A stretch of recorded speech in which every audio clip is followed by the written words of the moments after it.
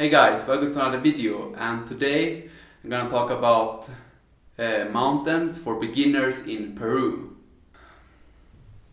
So first I want to say, I consider a beginner a person who had some hiking experience. It doesn't have to be a lot of experience with ropes and securing over glaciers or crevasses. So I consider a beginner someone who knows how to tent in the wilderness, and someone who knows how to prepare water from snow, and also to navigate, like basic navigation, and just has basic knowledge in how to survive in nature. It doesn't have to be specific for climbing. So that's what I consider a beginner.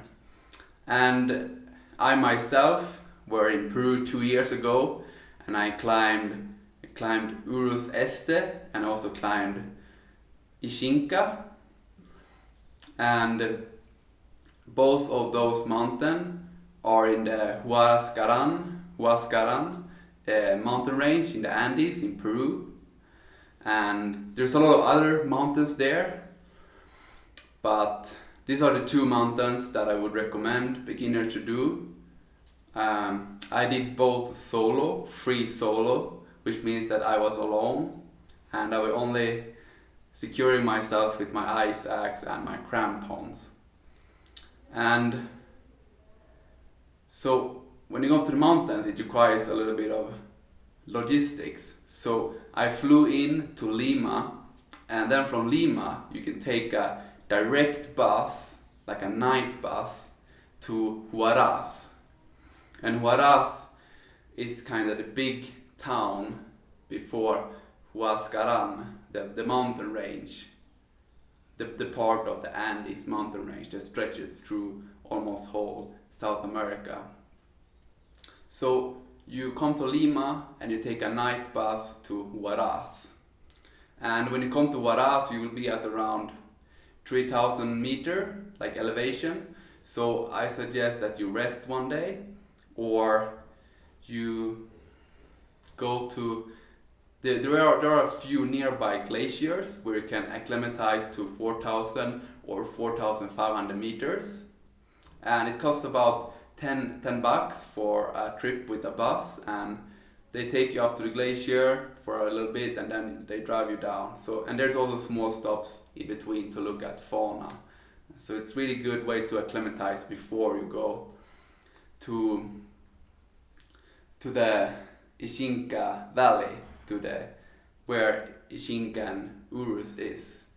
And from Huaraz, when you've been there one day, maybe 2 days, depending on your acclimatization, it's always different. And I recommend you to eat a lot of carbohydrates, because that's what the Nepalese Mountaineering Association is recommending when you're in high mountains. And they also recommend to drink a lot of water to help you acclimatize. And I have a hostel there that I stayed at, Edvard's Inn. It was really good, and he let me put stuff that I didn't want to bring to the mountain, at his place while I was away in the mountain. And he has a lot of knowledge about the mountains because he has been a guide himself before. So I would recommend you to stay at Edvard's Inn in Huaraz. And the next step for you is to take a Colectivo bus. Colectivo bus is not like a big night bus. Colectivo bus is a local bus, and it's really cheap, but it's really narrow and there's gonna be a lot of people. But this is your option if you're not taking a taxi. And you need to go to Pashpa. And this Colectivo bus won't take you all the way to Pashpa, but you will see signs, and the bus driver knows where to let you off so that you can get up to Pashpa. And from the road, the big road where the Colectivo drops you off, you will be able to go up with the locals. You pay them maybe $4 US, or you wait until they come another Colectivo. That can take 1 hour, 2 hours. I had to wait 1 hour, and I took a bus with 2 other local ladies, and they were so kind. They helped me a lot. People there are really kind. People in Peru are really kind and helpful, and I have really good experience being in Peru. Yeah, so when you come to the road, you go up to Pashpa, and when you go up to Pashpa, there you will meet the ranger. He has like a house. There's no signs, it's just like a house, and before this you need to get a permit, and I have another video for that, and I will put up like a link for it, so you will see the link how to get the permit. It's really easy, and it's really cheap. It's really fairly priced, and I believe the money are going to something good to preserve this nature there in Huascaran. So you need a permit to go into Ishinca Valley. The ranger isn't always there, but so like when I went in, he wasn't there, but when I went back, he was there, and I showed him my permit. So, but like get the permit. It's really good if you support the local like community trying to preserve this nature. And then it is about, depending on fitness, it's 3 to 4 hours hike, and it's pretty steep sometimes. It's not steep all the time. And I was hiking with about 15 kilo on my back. It was my food. So it took me about 3 hours to get from Pashpa, where the taxi driver drove me off, and to Ishinca Valley, to the Ishinca Refugio. And the trail is really good quality, and it's really hard to get lost because the trail is pretty much straightforward. And there will also be people with donkeys and other types of animal transportation that you can ask for the way to Ishinca. So don't be fearful for that. I believe that you will find Ishinca Valley, and if you have a map, you can navigate yourself, and you can also see mountains, so you can navigate after the mountains.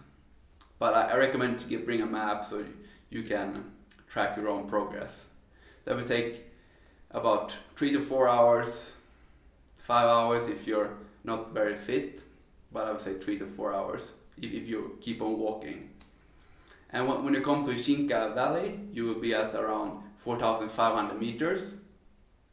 So that day you need to rest. You need to rest that day. Even if you did that acclimatization trip, you need to rest that day because you've been hiking and you'll be coming up to higher elevation. And then we have a few mountains there. We have Ishinca, we have Urus, and we have Huascaran, which is the highest mountain in Peru. It's not the highest mountain in the Andes, but it's the highest mountain in Peru. And it's a really beautiful mountain. It's a really big, it has a big base. And it's about 6,000 something. And you have other mountains there, but the other mountains, say for Ishinca and Urus, requires like a rope team and some knowledge about sun and snow and ice. Because when I were there were a team of 4 people. I think 3 or 4. I think one survived. 3, 4 people who fell into a crevasse, and I think it was 3 people who died. I have a video on this too. 3 people died. They were going up. I can't remember the name of the mountain, but it's really, really famous mountain, and it's really beautiful. But it's really dangerous because it has crevasses on it.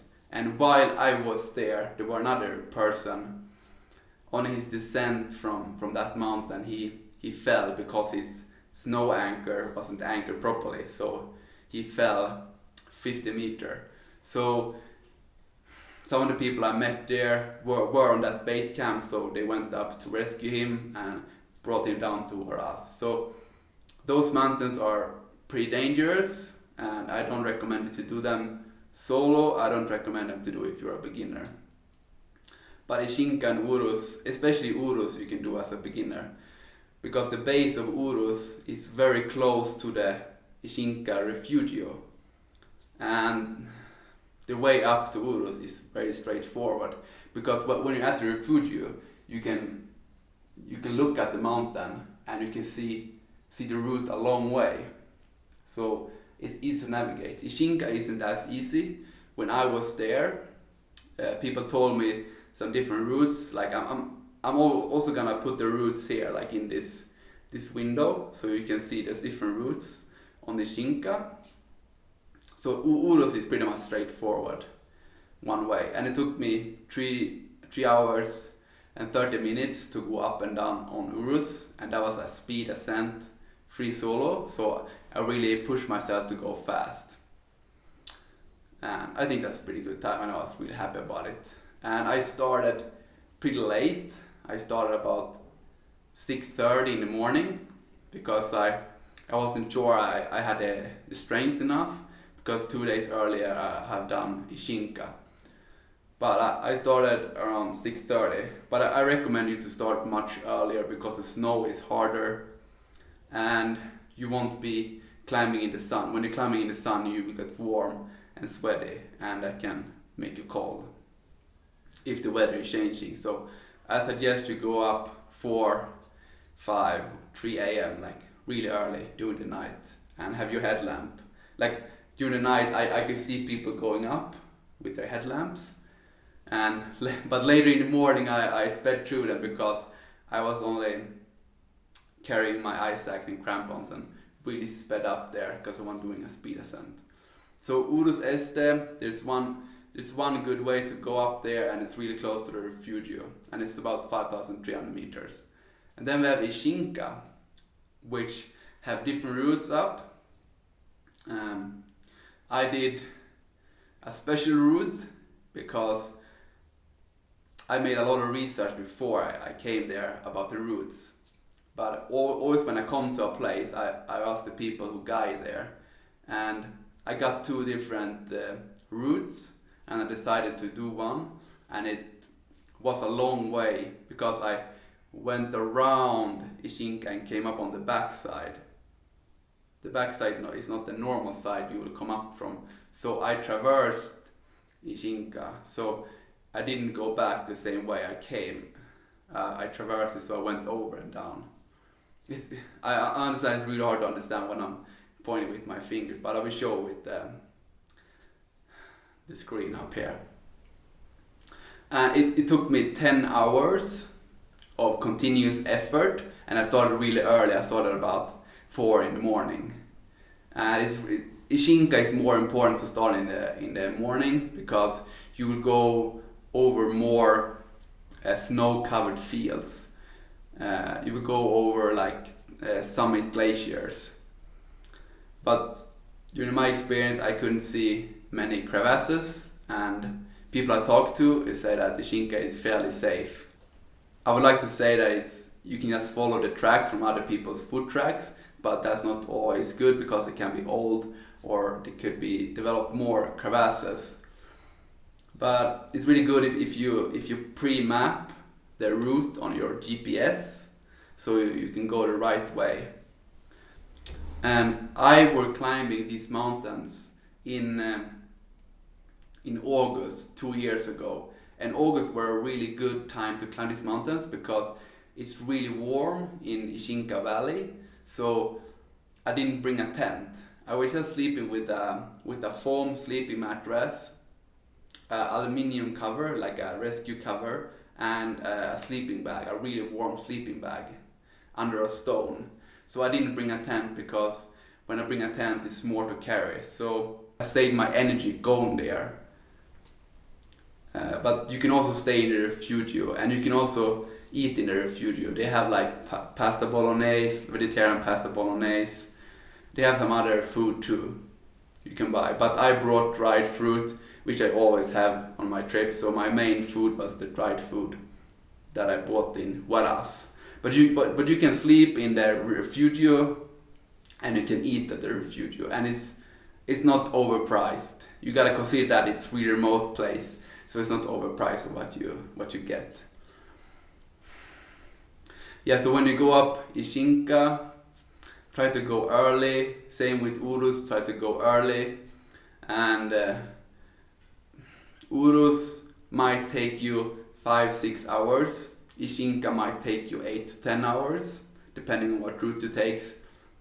And you can do Urus very fast, like 4 to 3 hours. And you can do Ishinca faster, maybe 6-8 hours if you take the right route. I took a really strange route. I took a more dangerous route because I was walking over many snow fields. I don't recommend you that route. I'm gonna recommend another route here, you're gonna see. And I'm also gonna have links here. So yeah, you can do this, and mountaineering in Peru is for people who have a tight budget also. Like, food is cheap and transport is cheap and people are friendly, guides are not too expensive. It's a little bit cheaper than international like standard price, and they're good quality because they have had tourism there for a long time. So don't hesitate to get a guide, and you can sleep at their refugio. So stay strong guys and have fun, and see you in the next video.